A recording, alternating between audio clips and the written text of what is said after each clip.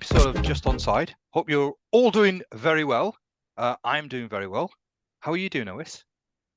I'm doing very well, Ayub, after Sunday. I'm doing good. Just hold your horses. We'll get on to that. I was telling everyone at work that I'll be the one smiling all day. No, it's been a good start to the week. Looking forward to this episode. Yeah, and talking about the Arsenal, I suppose we need to talk about the Arsenal and Man City, the game of the weekend. Well, do we not want to talk about Leeds first? We normally have this thing at the start of our intros where I'm generous enough to give you a few minutes just to wax lyrical about your wonderful Leeds. So another win. Absolutely. It's always associated. You asked me the question, how am I feeling? And it's very dependent on how Leeds have done. So Leeds, we won against Bristol City, so that was 2 home games that we won back to back, and it's a wonderful feeling. Do you know, being in the Championship, the actual thought that that we're actually going to win games. So fantastic. We're 5th, sets us up quite nicely for the international break. Hopefully, come back after the international break, kick on. The only problem is Leicester just seem to be winning every single game. Ipswich are doing the same as well. A real sort of success story from League One to the Championship. They've taken it to the Championship like a duck to water. So they don't seem to be slipping up, but all we can do is keep on winning games. So at the moment, very, very good. All going well. Players are playing well. Doing quite a tidy job. So all well. Yeah, well, I think when you're in the Championship and you're a subject matter expertise with regards to the Championship, but I think it's a case of establishing yourself in the playoffs, right?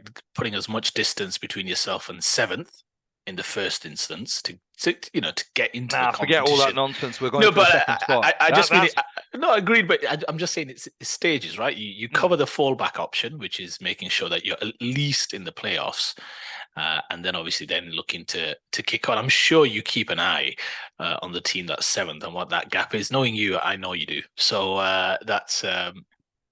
Would you believe it? What I'm actually doing is I'm actually looking at the second place team and the gap between us and the second place team, because I consider our Leeds to be in the Championship one of the best, if not the best squad in the Championship. We started off quite poorly, but that was only because of the exodus of the players that we had. All of these Judas, these sellouts.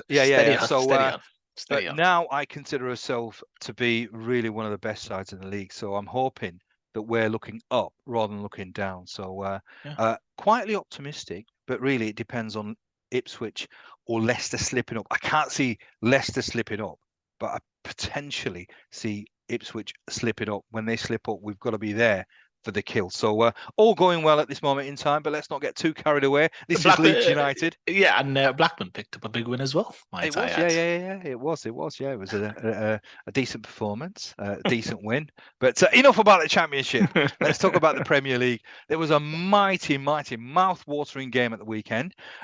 Prior to the game, we did a show, and OS reeled off stats that Arsenal, I don't think, have won for about 36 games against Manchester City. But it all changed at the weekend. I enjoyed the game. A lot of people were talking about the game being quite sturgid, but it's a game with such high stakes that should we have expected a game full of thrills, or should we have expected a game which was quite tactical? I think I expected the latter. That's what we got. I thoroughly enjoyed the game. What was your thoughts on the game, Ois? Obviously happy with the result. What about the performance in the game? Yeah, interesting. And I think you're right to start there, with the statistics, because we both laid out in the last episode why we felt that Manchester City would overcome Arsenal once more, because there's nothing to suggest, at least in the previous games and performances, and you're right about the performances, that Man City weren't necessarily going to have their way with Arsenal again. Now, obviously, I think they'd lost the last 12 Premier League games in a row, scoring only Arsenal. This is scoring 5 goals in the process in those 12 Premier League games. I think, obviously, if you look closer, you can see that there was some, at least, hope for optimism. Obviously, with some of the injuries, at least on the side of Man City, and suspensions, I might add, notably to Kevin De Bruyne and obviously Rodri. It's no coincidence that Rodri has missed 3 games for Man City, and they've lost all 3. And that was one incredibly, I guess, heavy penalty that he faced, and Man City faced, for obviously grabbing Morgan Gibbs-White by the throat in that game against Forest when the game was pretty much done. So tough, they've paid the consequence of that, having lost 3 on the bounce out of one competition, losing back-to-back games in the Premier League. Just goes to show that how vital he is. So yeah, we both laid out why we thought perhaps Man City still will find a way. But the game, like you said, panned out in a very different dynamic. We'll come on to that shortly. Just a couple of statistics, if I may, Ayub, just very quickly. I think one, at least from my side, was incredible. Man City had 4 shots in the game. That is the least amount of shots Man City have had in the Premier League since April 2010.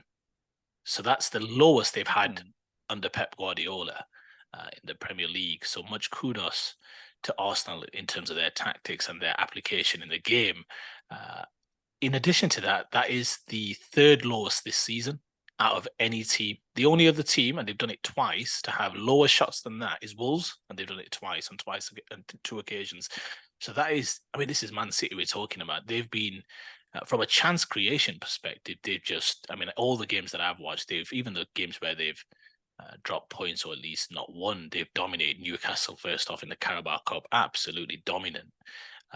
Even some of the games in the Champions League where they've had to come through some sticky situations, just dominant and what have you, and even against Wolves to some extent. So that is quite a startling statistic. In terms of touches in the box, Ayub, just if I may, 25 touches in the box for Arsenal, 16 for Man City. In terms of touches in the final third, or passes in the final third, might I add, I think it's touches, 193 for Arsenal compared to 102 for Man City. And it felt like that, didn't it, in the game? The more and more the game developed, it felt as though, I wouldn't necessarily say Arsenal dominated. That was far from it. It was just more Arsenal were perhaps just leaning towards risking a few things to try and get the win. Now, I agree with Gary Neville's assessment in terms of the fact that neither team really deserved to win. Let's be clear, that was a 0-0 in terms of the game itself. But when you apply yourself in the way Arsenal did and kind of humble yourself to understand that this is a superior team, which they've proven right across Europe, but also against Arsenal directly, there's a certain humility with which you have to play with. And it takes me back, it's just a small reference point, but I remember watching an interview between Jerry Seinfeld, maybe a comic that you're quite familiar with, I'm sure, but Jerry Seinfeld was given an interview to Howard Stern, the famous radio host in America.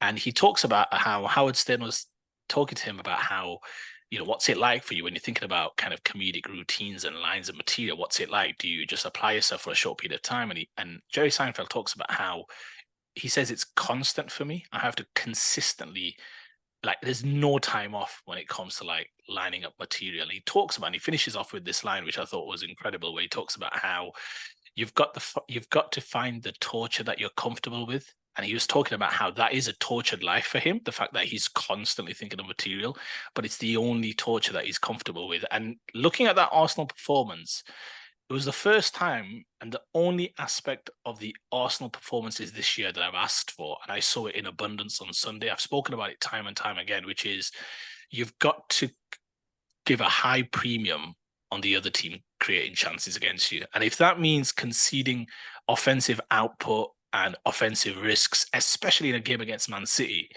I think that's the way it has to be. And Arsenal showed that in abundance. They showed a commitment and a resilience to say, today, you're not going to be creating the normal chances that you create against us, which is getting in behind, getting in between the lines, passes around the sides. I think William Saliba, I don't think I'm being hyperbolic when I say he's definitely making a claim to be the best centre-back in the Premier League. He was utterly dominant for me against arguably the world's best striker, just showing now that he's had one good season and the very best do it year in, year out. And I think he's slowly going off on that trajectory. Him and Gabriel were incredible. And I think that was what it was. That was the number one takeaway for me in terms of Arsenal's just commitment to say, essentially, not today. And when you have that application and that commitment for the entire team, which is to say, look, we're going to, again, concede some of our offensive output to simply not be this kind of easy kind of give over where you're just going to be able to come over us and chance upon chance, which Man City have done against Arsenal. For one game and one game only, Arsenal on Sunday said no more. And I think in the end, they made their own luck. And just coming on to the goal itself, are you notable that obviously all 4 substitutes were involved in the goal. I don't know if you noticed, but Tomiyasu's run off the back of Foden was really smart.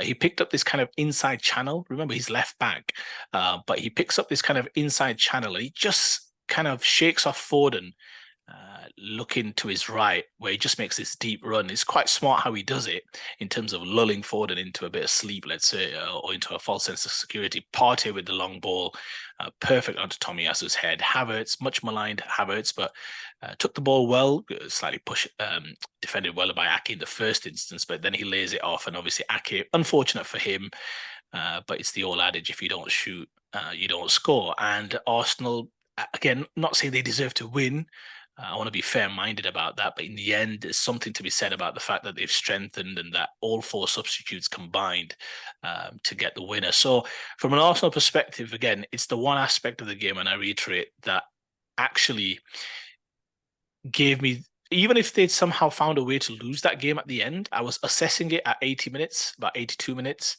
that how do I feel about this Arsenal performance? And it was exactly what I wanted to see. A clean sheet, their first at home against the champions of Europe. And it's, again, when you apply yourself in the way that they did against the best team in Europe, that over time, especially in some of the bigger games, will bring you through. Now, I think over the majority of the 38 games, when you might be the superior team, you might be a little bit more, let's say, play with a bit more flair and a little bit more freedom. And that's fine because your talent should win out more times than not.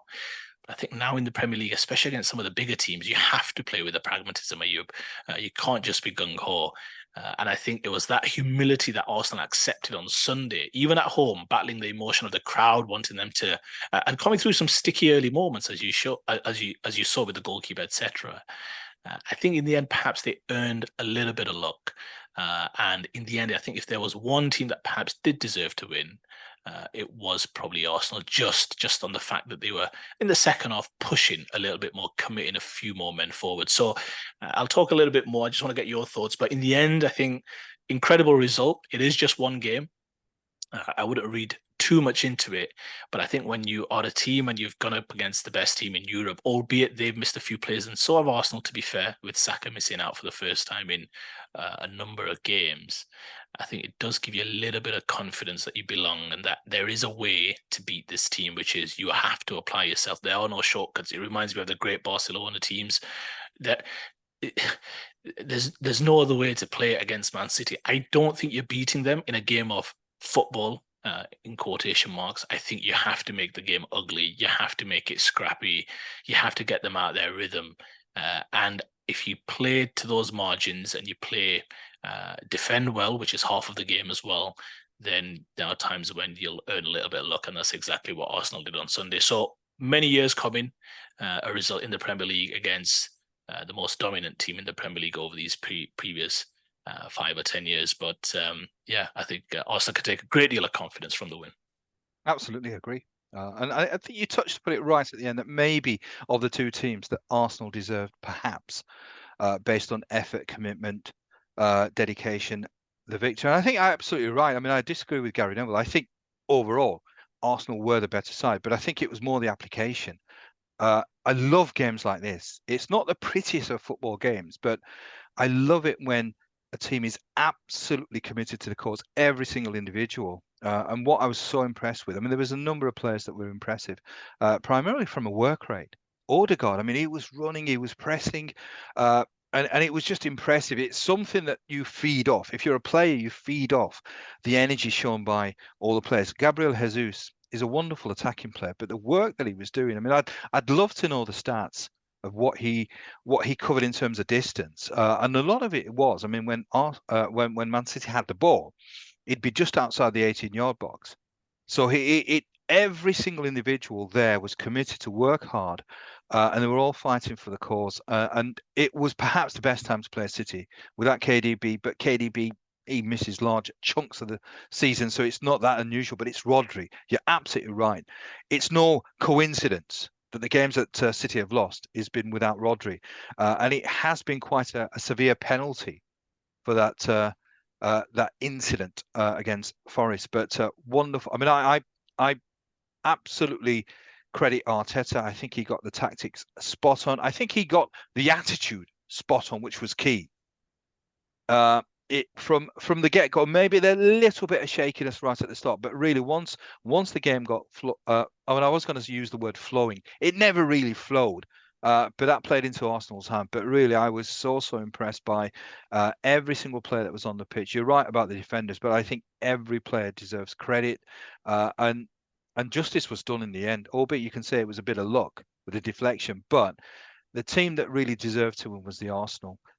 What this does for the Arsenal going forward, it can only give them the belief, because really you reeled off the stats at the show that we did previous to the game, and I said as well that really have they got the mental belief that they can beat Manchester City? Well, that's done now. They know they can beat Manchester City. So wonderful performance in terms of application, in terms of commitment. And this really puts the cat amongst the pigeons in terms of the top of the table. I've been one where Guardiola is a wonderful manager, he's a great coach, but I've always said that he's a great coach of great players.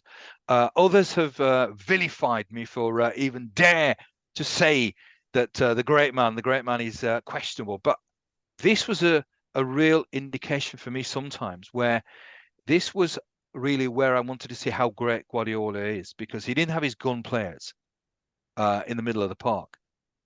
And I actually thought that he was outfoxed by Arteta in terms of getting the players up for it, because I really did think that in terms of attitude, I don't think you can never say that the Manchester City players weren't trying. But in terms of heart, attitude, application, I thought Arsenal edged it. They were at it right up until the end. It just seemed that they seemed to have more energy than Manchester City. So great game to watch for me, because as I said, there's games where it's free flowing, but there's also games like this, which is it's about heart, about attitude. And this was that type of game. Absolutely loved it. So for me, this is a massive result for the Arsenal, and really, I think they might be thinking now, right? We've beaten Manchester City, right? Let's look to continue and be top of the league come the end of the season. Yeah, and I think that's the main aspect, isn't it, from Arsenal that a lot of neutrals have been asking for as well. Gary Neville commented on it in the Gary Neville podcast immediately after the game, which is, can Arsenal show that kind of? I mean, in my opinion, having watched them closely over the last couple of years, they've shown spirit in games where you've just got to dig in. You know, you've not got it in terms of whether it's just not being on it, and that's been few and far between for Arsenal in the last 18 months. But when you're not, whether you've not been as, let's say, in terms of chance conversion on the offensive end, and you may just be winning 1-0, or it's a draw game, and you say, you know what, it might just be best to take a point. They've dug in at times, and they've dug out positive results, be it wins or draws. This is the big test, though. It's the litmus test, isn't it? When you're playing the best team in Europe, albeit light in terms of their absolute top gun players, as you mentioned, Ayub. But you've got to, again, I use that phrase, humble yourself to the point where it's going to require application. And that's why, for me, it's a result. But the reason why I don't make too much of it, like, oh, that's it, they're going to go on to win the league, etc. It's because you have to show it week in, week out. You've got to go to Chelsea and still allow for the same amount of respect to a resurgent Chelsea, having won a couple on the bounce. I'm saying at this level, you can't be a couple of percentage points down in terms of, we can play a bit more expansive. Chelsea are not the team or of the might that Man City are. No, it requires grinding teams into the ground. And I thought what was really interesting to me against City was, even after the 1-0 goal, they had to navigate around 8 to 9 minutes, maybe more. And on the whole, they were very, very comfortable. I saw City actually lumbering around and Arsenal playing it around them, which it felt as though to some extent, just for that one game, Arsenal had taken the fight out of them, just for one game. It wasn't as if like City were like, here we go, 10 minutes, they're going to absolutely pour it on. There was nothing. And that's just because I think Arsenal, over the course of the 90 minutes, earned the right to perhaps edge that game. Again, they didn't create that much themselves. So I think there's a certain psychological pressure you have to impose on teams when you give them absolutely nothing in terms of chance creation, and over time that pressure builds and it builds. And I'm just interested to see one more small point where will Arteta in a lot of games, I mean, Jorginho had a great game, but I wonder whether he'll sacrifice the left-sided midfielder from an offensive point of view and maybe play a double pivot of Partey and Rice to just bring extra physicality, which means you have this defensive box of Gabriel, Saliba, Rice and Partey, which is like, that's really going to help you in terms of athleticism, game control, etc. All three are fairly proficient footballers as well. So I just wonder whether he'll make that change moving forward, where he'll be like, I'd rather we were a little bit more tougher to beat, and I still have the offensive power to make inroads. So that'll be interesting. A couple of incidents in the game, Ayub, I just want to get your take on. There was in the first half the Kovacic incidents first, and this is obviously a week on from the whole furore at White Hart Lane, where we had one incident, which I think even got your goat a little bit more than even the Luis Diaz goal, which was the Curtis Jones sending off. So it was kind of interesting that it came on a week and a day after this. But Kovacic, first challenge. Well, I'll let you take it away. What were your thoughts? Because that was at least at the bare minimum, a very stupid few minutes for the Manchester City number 8. If you were a City fan, you should have been suspecting the worst, because when they put the still, it was very much reminiscent of the Curtis Jones chance, because the leg again is contorted. It should, if we're using Curtis Jones as the template, then it should have been a sending off. But then afterwards, within a few minutes, there's another challenge that he does. Now, I have a feeling that because there was so much furore with VAR and the officiating, I think they've bottled it to a certain extent. In a sense, it's almost, it's had the reverse effect, because they've just thought, well, hang on, we just don't want to be in a position where we make a decision. And there's lots of criticisms. In fact, they went the other way, because it really, in my opinion, if people are saying that Curtis Jones' challenge was a red card, then that's a red card. And then if that was only a yellow, then the next one certainly should have been a yellow, and he should have been off. So I'm not sure exactly what the explanations were, but that's my thoughts on that.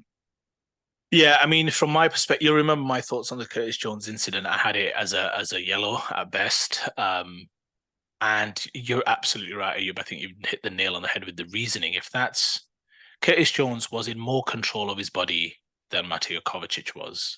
Kovacic had given up his legs. And once you go horizontal and you're sliding in, you lose complete control of your body. It was clear he was always going to be late.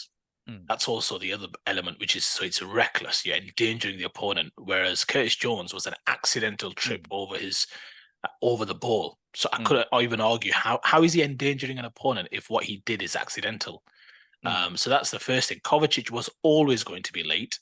He'd given up his legs, so his feet at least, so he's not in control of his body. He's sliding in.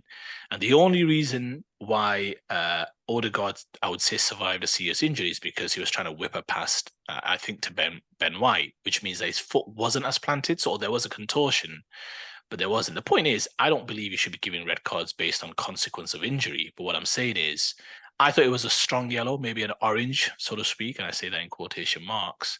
I had that as a very, very strong yellow. But to your point, if Curtis Jones is a red, I cannot decipher any differences whatsoever. Arguably, Kovacic's was worse because he was, again, endangering the opponent. To then have the second one happen a few minutes afterwards in pretty much the same part of the field, maybe perhaps a little deeper, I cannot understand why Michael Oliver has not given a second yellow card. And I'm going to suggest something, and I won't follow the thought through. But I think the PGMOL needs to have a really strong, hard look about the fact that you've got officials, i.e. Michael Oliver, taking charge of games, whether, in the Middle East, in the UAE, and you've got obviously there afterwards, a couple of days later or less than 2 weeks later, he's officiating a game. Now, that league is bankrolled by the state, and we all know what the links are with the UAE state, Abu Dhabi, in terms of Manchester City, in terms of them being state-owned and what have you. You cannot tell me subconsciously there isn't, I'm not suggesting there's any foul play, but it's the kind of optics that the PGMOL, rather than being reactive all the time, needs to get ahead of. Because you've got Michael Oliver, again, he's taking responsibility of games in which you've got influence from the state of the the UAE and Abu Dhabi and what have you, and then he's taking control of a game. I mean, the cynical one would say, well, he's clearly not wanting to mess up any of his gigs in the Middle East. He's not going to give any strong, rough decisions if he can help it against. And I'm not questioning his integrity. I'm talking about the optics, simply the optics, that it's not a good look, that he then avoids making a decision. I've not seen any ex-referee suggest that he'd made the right call with the Kovacic's incidents. So again, he's fortunate Arsenal won the game. That's what I would say. In the same way, perhaps Spurs, or in the same way, Darren England was perhaps unlucky that Liverpool conceded in the last minute against Spurs, because that, I guess, made it even more profoundly the mistake. But I don't understand it. And again, those optics, I'm just going to leave right there. But yeah, I agree with you. I think for me, they were both yellows. So he would have made his way off. And I was surprised Guardiola didn't take him off prior to half-time. How do you see it, Ayub? Man City, I mean, Rodri missing, again, lost all 3 games. Calvin Phillips only started the one of those 3, and that was the least important one, I would argue, with the Newcastle Carabao Cup. He didn't start against Wolves, came on in the 65th minute, did not come on at all. I think he played a midfield of Rico Lewis, Bernardo, Rico Lewis and Bernardo, I guess, in the middle of the park, and Kovacic, obviously. How do you see? I mean, I think we all know where we stand on Calvin Phillips, but how do you stand firstly on Man City in terms of their Premier League title challenge? Obviously, I still have them as favourites, but also how do you see that particular? I'm sure you noted that Calvin Phillips didn't come on at all. Yeah, I mean, in terms of you can't have the record Manchester City have and write them off after one game. But it's an important game. It's not to be underestimated. I think it's an extremely important game. I think the games that Manchester City play with Liverpool and Tottenham obviously are the key. Those are the key games. It will boost certainly the Arsenal. I think Arsenal, considering the record they had with Manchester City, and I just can't see them. I think the way they're playing at this moment in time, they're playing with a great amount of confidence. This will give them enormous amounts of confidence and self-belief. These sides are not going to lose many games. Maybe we need to give them the first round of games where they've played each other. Then I'll be in a position where I'll be able to sort of say, right, I'm quite confident in predicting who will be winning the league. At the moment, it's still far too early. You still can't write off Manchester City, but it really highlights the importance of Rodri in that side. With Arsenal, they were missing a key man, Saka, but they were still able to get a result, and that's the problem with Manchester City at this moment in time. That I think there's a dependency on certain individuals. You talked about Calvin Phillips. I think Calvin Phillips is clearly the wrong piece in a jigsaw. I questioned the move at the time. I'm a huge Leeds supporter, as you know. I'm a huge Calvin Phillips fan when he was playing for Leeds, but he fit the system. I never ever in my sort of in terms of being a football supporter could understand why Guardiola wanted to go for Calvin Phillips for Manchester City. I knew at the time that he would never fit the system. I think Calvin Phillips is a good player, but he's not a top 4 player at all. I just don't think he's good enough, even though he plays for England. I think at best he's an Aston Villa type of player. I think he's a good solid player. Harsh on Aston Villa. No. No, but what are you trying to say? It's a damning indictment on Calvin Phillips. Yeah. That Rodri's not playing. I mean, he was bought and I just sort of think that he needs to move on. If he doesn't move in January, then there's something seriously wrong with Phillips. I think Phillips should just say, look, I'm not part of your plans. I don't fit into this system that you have.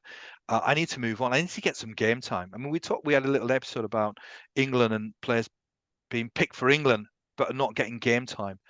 I think this is not even to do with that. This is just personal pride. Really, he should be trying to say to Guardiola, look, if I'm not part of your plans, I need to go somewhere where I'm playing, just from a footballing point of view. So I'm not surprised that he didn't get game time. I'm not surprised at all, because he just does not fit the type of football that Guardiola plays.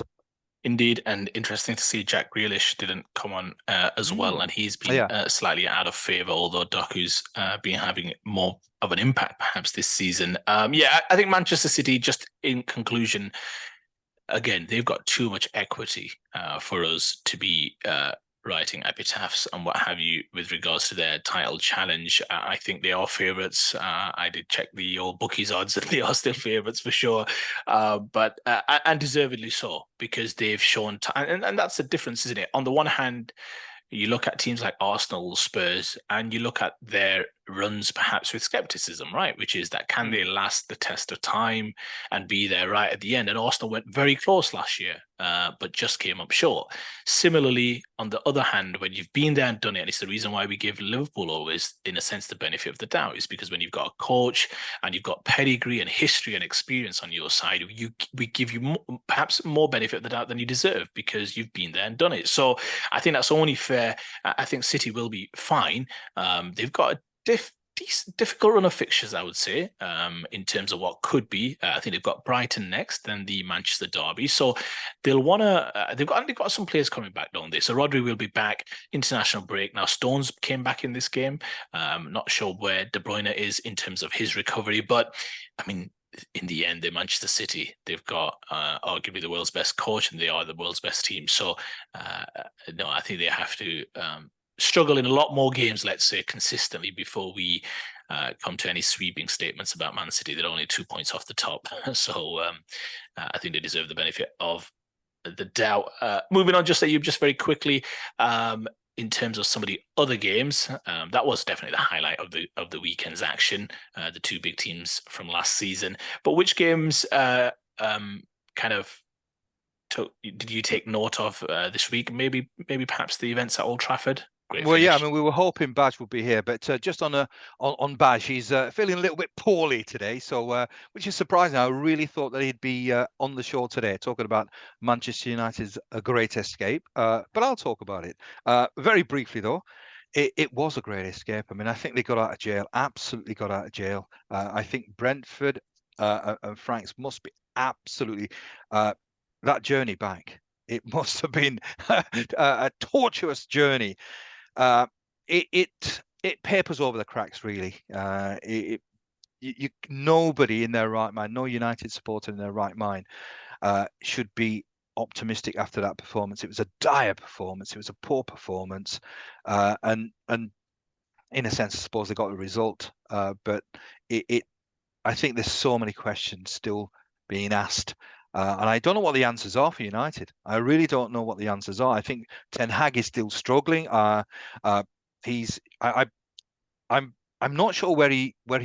I think he knows where to start to try and sort of resolve the problems that exist. Is it confidence? Is it setup? Is it systems? I don't know what it is, but they won the game, so at least it gives them a little breathing space. Because if they had lost that game, then I think this international break would have been really dire. But I think it just gives them a little bit of breathing space. Maybe it gives him time just to sort of step back and maybe try and look at what he can do to try and arrest this slide, which I think it is. It's as I said, they're playing poorly. The results aren't coming their way, and it appears very difficult to try and actually find any light at the end of the tunnel. Yeah, I think well said, Ayub. I spoke about with Arsenal, right? The one aspect that I wanted to see, which was, are they committed enough to just, I talked about that kind of torture you're comfortable with. Just sit in and work hard and know that, yeah, one mistake means we lose the game, but we're going to put a high price, let's say, on the other team forcing that mistake. And you saw that in abundance from Arsenal. So definitely some questions asked that they've got it in them. I think the thing with United, when you look out for, is, and you've mentioned this a few times, Ayub, they've not had one decent performance this year, at least in the Premier League. A type of performance, and that's one of the reasons why, even if Man City had scored at the end and Arsenal had lost 1-0, it would have been tough. But you'd have thought, you know what, we found a way to kind of stifle, and yeah, we were perhaps on the wrong end of a 50-50 or what have you. But I was happy enough in terms of the application and commitment, because you have to humble yourself. I think, especially against the superior teams, I think with United, they've played teams that are much inferior to them, teams that are above them, and they've not really produced I mean, they were okay against Arsenal, but they've not really produced any performance where you say, hands down, they deserve to win that game. And over the course of 38 games, you're going to finish where you deserve to finish. And that's normally based on performances. You can have a dodgy result here and there. We often talk about, you and I offline, about that game last year when Arsenal beat Leeds at Ellen Road. Leeds were much the better team. Yeah. And I said to you, that was probably one of those few games before Arsenal's demise at the end. That was one of the few games where they actually got 3 points when they probably deserved none. What do you mean probably? It was there was no justice in that game, but Bamford missed a penalty as well, and but that was no probably about it. It really was. Fair enough. We were on one of those rare occasions. We were outstanding. We got nothing. You got nothing. Well, that's happened a few times, hasn't it? But yeah, but you get the point. Your performances in the end will lead to results consistently over the course of 38 games, and they've had some wins, they've had some losses, they've had, I think, a few draws. I don't think they've had a draw actually, but it's just they're struggling. And yes, we'll comment how the game finished. Just a few things. I mean, I don't know if you saw the first goal. Casemiro this season has struggled in terms of, he's had a few moments in terms of offensively, but he's struggled a little bit in terms of the general play, right? And I think it's way too early to start thinking about, again, writing him off in any way, shape or form. But he's had a difficult, challenging start to the season. He picks his head up, really poor pass, laboured, lazy, Brentford interceptor. He then tries to put a challenge in, doesn't win that as well. So he's probably at fault for the first goal in terms of how it developed. I mean, you've spoken about the goalkeeper before I came to his defence, saying, look, you've got to allow for a little bit of time. I mean, that's a pretty poor mistake from Onana there. He's got to save that. I saw one angle. Indeed, and I saw one angle where, honestly, and this is no excuse, I don't want you to laugh. I saw one angle and I swear the sun would have been directly in his eyes. It was like incredibly, incredibly bright. That's no excuse, just maybe an explanation for why he's perhaps not sighted the ball quickly enough. But I mean, it was hit fairly tamely. He's got to save that, whether it's moving his feet quickly or sighting the ball or whatever. But it's a mistake. It's a mistake. There's no two ways about it. And to your point, Ayub, if you head into the international break having lost another game with your new goalkeeper who's looking for some form and confidence with another big mistake that costs you potentially 3 points, it's all the storylines that you don't want as a manager who's starting to feel a little bit of pressure himself. In terms of McTominay, it comes on in the 87th minute. I mean, you're right. United, they weren't threatening a few long distance shots. I think Eriksen had a shot and a few others, but McTominay, give him immense credit. A footballer I think that you and I both like. Now, he spent much of the summer being, I guess, shopped around by Manchester United. He was linked with, I think, Bayern Munich, West Ham, and a few others. But he comes on in the 87th minute. He's fallen obviously down the pecking order. He comes on in the 87th minute. But I thought his first goal he took incredibly well. I think the goalkeeper will have, if you look at the save that the goalkeeper makes for the first goal, the first one, he perhaps should have held on to it. I think it was Dalot. I'll have to check it again. But he should have held on. But anyway, when it makes its way back to McTominay, a great take and finish. I mean, he's had to kind of slightly arc his boot or the angle of his leg just to perfectly hit it with his right foot. But a lovely, lovely little finish. And then you're thinking, 93rd minute, I think they were already like 7 minutes given. So you think that's another extra minute. And you're thinking, do they have time? Right. And I think they had another moment just before, I think through Martial. But with the, and then comes the free kick. And again, a good header. I think the goalkeeper taking a few steps forward has really cost his team there because he's been caught in no man's land, hasn't he? And then he's only able to palm it onto the post. But I'm really glad for him. I think the stadium went absolutely erupted. But I think he's a player who, I don't want to use the phrase he's never let United down, but he gives as good as he's got, essentially. And he works hard. And I think in the end, he got his moment, didn't he? And that's a moment that he'll treasure for a long time. It was interesting to hear Ten Hag's comments afterwards about how, I mean, he was still talking about whether, he's still got a price and what have you, but we don't want to sell him when really they spent all summer trying to shop him. Yeah. But I think he's a player that Manchester United fans, I think in the end, wanted to keep. And I think they can see that he's a bit of a utility player. But I'm with you, Ayub. They've got to start playing better because if you can only kind of fly by the seat of your pants, in terms of this type of performance. They've got Sheffield United. They've still got some decent fixtures, Ayub, in amongst City, which they've got in 2 games' time. They've got Sheffield United, Fulham, Everton, and Luton. So there's still enough time to put a little bit of a run together. And they'll think, with City playing Brighton next and then coming to Old Trafford, they'll still think, hang on, we're not writing that game off as well, having beaten them at Old Trafford last year. So they've still got the opportunity, to your point, arrest that slide, as you put it. But that was, if I shudder to think if they had lost that game, because I think then the noises would have been incredibly loud on Ten Hag, on Onana, or every storyline you can think of. I think the win just gives them a little bit of respite. Moving on, Ayub, just very quickly. I know you want to just touch on a little bit about Liverpool as well. Liverpool away to Brighton. But it's a brief one, because obviously we don't want to talk about every single game. But what I want to talk about is the equaliser. It's something that's been a real bugbear of mine. Players who are just, if they're left-footed players, they somehow just don't seem to have a right foot, or it seems to be something which is almost impossible for them to actually sort of to work. It's Robertson. I think it was after what had happened the week before. Yeah, it was almost, in my mind, I thought it was going to be fitting that they got a result against a very tough side, Brighton. Obviously they occasionally get hammered, but on the whole, they're a really, really good side. And I was looking forward to a Liverpool victory, because I thought it would have been so fitting after what happened last week. And it just, what's your take on that? It's something that, as I said, we see so often. I can understand it if I'm watching Sunday League football, but this is Premier League. What's your take on what Robertson did? To me, I still can't understand what he was doing. Just first thing, I don't know if that was an intended pun, but you said Brighton sometimes get hammered, and one of those defeats did come to West Ham. So you've got great comedic timing, and you always tell you that. But no, you're right. I think it's funny because you mentioned about what happened last week, and I thought you were alluding to the fact that not just the injustice, I guess, that Liverpool faced and felt, I guess, in the game against Spurs, but also the own goal. Because the own goal comes from Matip in the Spurs game, that is.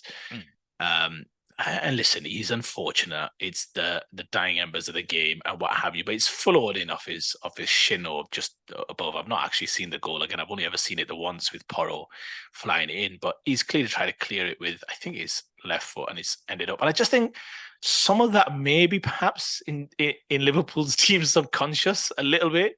And I just wonder whether I thought of that when I saw the goal, whether there's just something in that where, your team thinks you're just got to be very doubly sure, let's say, before I intervene, especially very close to goal. Look, I think I wouldn't, honestly, I wouldn't be too hard on him. I think it's an instant decision that you have to make. And the ball in was quite a juicy one. Now, yes, he can hook his right foot around it, but he's clearly not a player that likes to use his right foot so much. Now, you might say he's a professional. No, but that's the point. That's my point, because it's on his weaker side. But really, I don't think it was that difficult to ball. It really should have been. He should have used his right hand side. But what he did with his body, it just seemed bizarre. He just seemed to sort of turn around. Well, I think the only thing I would disagree with you, I think it was a decent ball. It wasn't clearly on his foot. It also clearly wasn't in his head. So it was in this kind of, as far as I remember it, in this halfway space, around his kind of chest. And I just think he thought, I'm not quite confident I'm going to be able to hook my weaker foot around it. So I actually think give a little bit of credit to the delivery of the ball. And then obviously that's, to your point, bamboozle his own player behind him, who's not expecting a Lewis Dunks on the run in, as good kind of offensive play should be. You run in and good things will happen, and he's put it away. I'm with you. I think if Robertson had his time again, he'd intervene. There's no two ways about it. I just wonder whether or not what happened to Matip the game before in such, I guess, dramatic circumstances played some part in him thinking, I don't want to put my foot to this. I just wonder. I don't know. But I'd love to have an explanation by Robertson as to why he did that, because I think that's inexcusable. It really was. It was disappointing because it was a soft goal. You're right. It was a lovely. It was a ball played in with pace, but really a Premier League player. In fact, a League Two player. I would have expected him, even if it's his wrong side, weak side, to have sort of at least made some sort of effort. But disappointing, because it would have been so nice. I think after last week, the trauma of last week would have been quite sweet for Liverpool to win. And obviously, I picked them to win the league, so it would have helped as well. Right, there's a game that I'm just going to comment on briefly, and then we'll go on to a topic about a player who's just announced his retirement. The game that I talked about was Bournemouth and Everton. So just a quick word on that. Absolutely delighted for Everton, really. I mean, delighted for Everton, because I think Dyche has been under tremendous pressure. Everton have not been playing tremendously well, albeit when you listen to Dyche, he said that we're just not clinical enough. We're playing okay, but we're just not clinical enough. So that was a massive game, huge game. I think the ramifications are now, I actually would go as far as saying there's only 2 teams for that 3rd spot. Luton, Sheffield United, good night Vienna, they're gone. That 3rd spot is between Bournemouth and Burnley. Those are the 2 sides. I think Burnley do play. I was speaking to George earlier, and I think they play in a couple of weeks' time. So that will be huge. I think whoever wins that game, I'd go as far as saying the loser will be relegated. It's too early. I don't sit on the fence. You don't say, well, you'll break that fence, but it's too early, Ayub. It's too early. I mean, look, just very quickly, I know we don't want to go through all the games, but I will come to Everton Bournemouth, because you're right, that was the game that we discussed as a big preview, and you were right to point that out in the last episode. It was a huge game. Bournemouth still winless. I think that's Everton's 2nd win, I think. Maybe after the win against Brentford, unless they won. Yeah, I think so. I'm pretty sure. I'll double check that.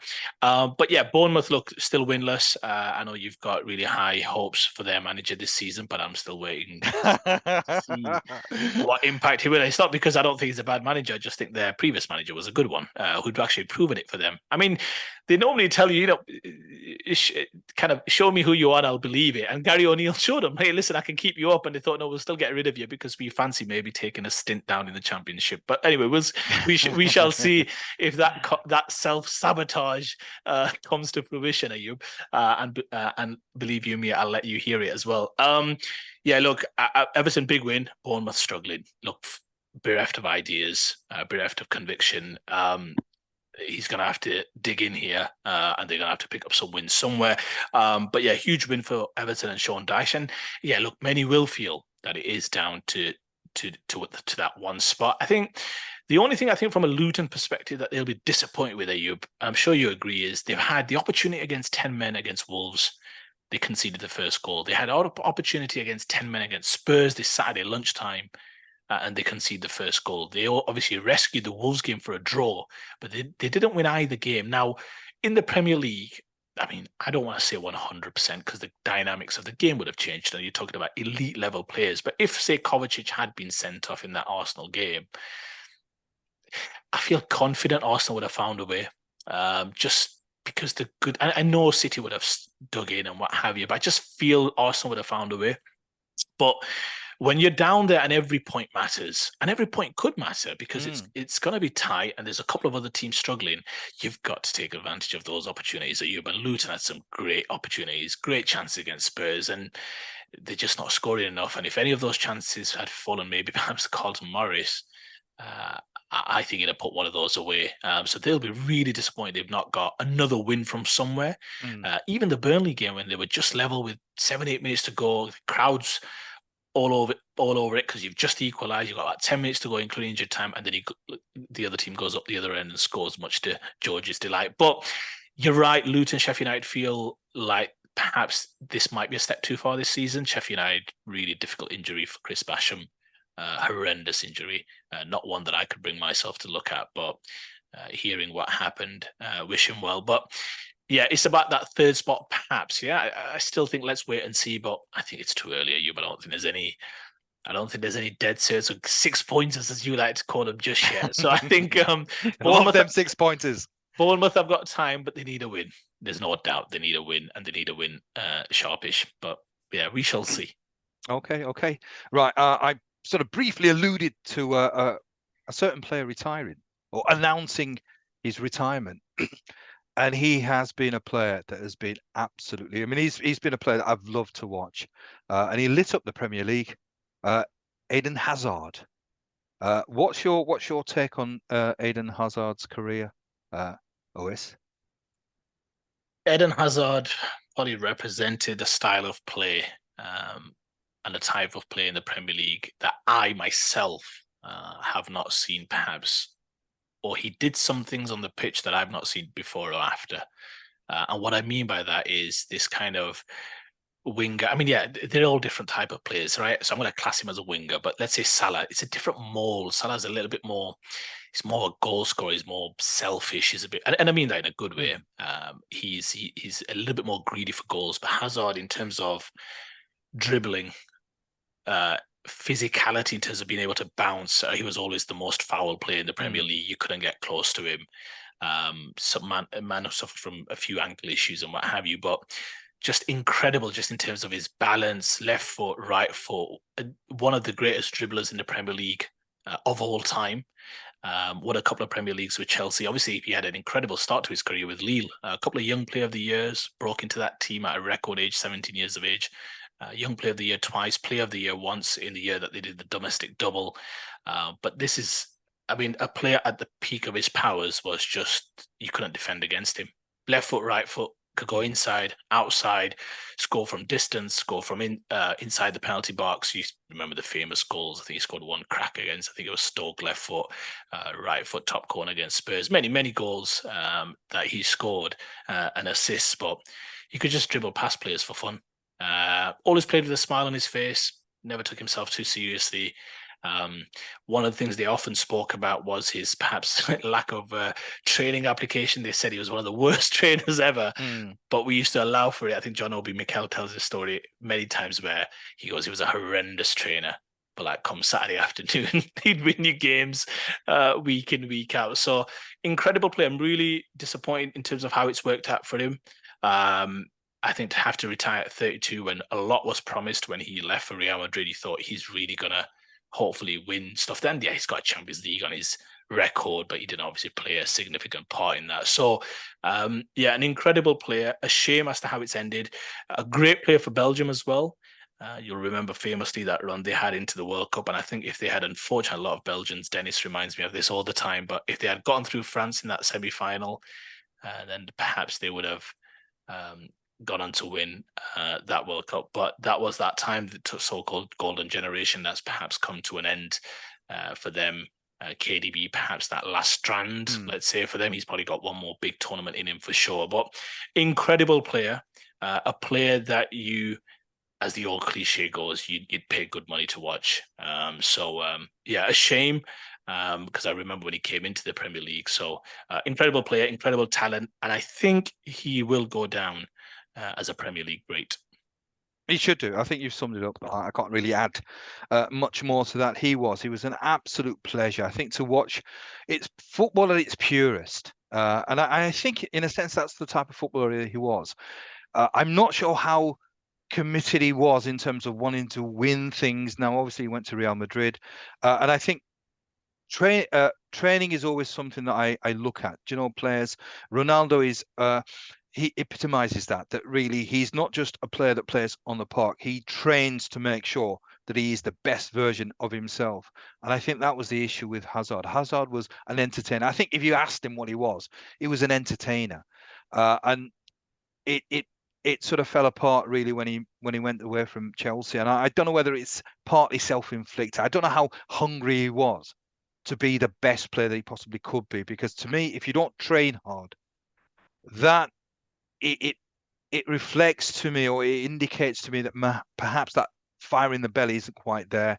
But in terms of what he did in the Premier League, it was unbelievable. It was outstanding. I mean, it was and coincidentally, I was just talking with one of my with my son who supports Liverpool about, he was saying who's better, Salah or Hazard. And the problem with those conversations is that it then almost devalues one of the players. Yeah. Salah is a great player, but Hazard was magnificent as well. I'd rather just think of them as two wonderful players, a privilege for fans to have watched these guys play. But in terms of Hazard, he was electric. He was pivotal to the success that Chelsea enjoyed. And to be honest, really, if he wasn't playing, I think it must have given a boost to the opposition, because he was magical. He was a genius. and perhaps unlucky that he never won the Ballon d'Or. Maybe it was just the timing again, that if you're playing in era where Messi's playing, Ronaldo's playing, it's always going to be difficult. But my goodness me, he can't have been far off when he was at his peak. So an absolute joy to have watched him, and he did the Premier League proud. Yeah, and I think just on that point about the professionalism, I think it's important to get it right, which you alluded to, Ayub.